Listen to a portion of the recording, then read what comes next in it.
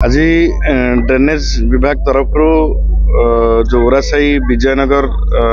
एवं जो पाखाख अंचल जो नाल थिला से नाल को पखापाखि 2 कोटी टंकार पैकेज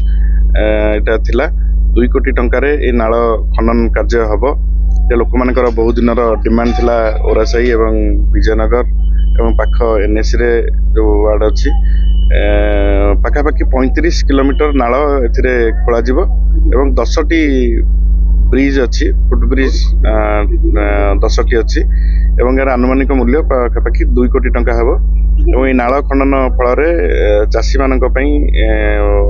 बहुत सुविधा हेबो एवं जल निष्कासन एवं चाष पई मध्य बहुत काम लागिवो। तेणु बहुत दिन लोकंकर डिमांड आज पूरण होइतिबारु माननीय मुख्यमंत्री नवीन पट्टनायक को धन्यवाद देवी जे चाषी मानक पई चाषर उन्नति पई राज्य सरकार एते ड्रेनेज को एते गुरुत्व देउथिबार जो प्रोजेक्ट शुभ दिया गला जो नाला सब विजयनगर ओरासाई प्लस एनएसी जी नाल अच्छी संयोगीकरण ता द्वारा चाषी मानकर उपकृत होबो आउ ड्रेनेज व्यवस्था पानी निष्कासन भी सुविधा हम यही सब सुविधा को करूँ मान्यवर विधायक को मुझे धन्यवाद दूसरी आम मान्यवर मुख्यमंत्री या प्रति गुरुत्व देतु मो तरफ विजयनगर पंचायतवासी तरफ मो धन्यवाद जनाऊँ। 2 कोटी टंकार प्रोजेक्ट अच्छी ओरासाई विजयनगर कांडगरडी तथा एनएसी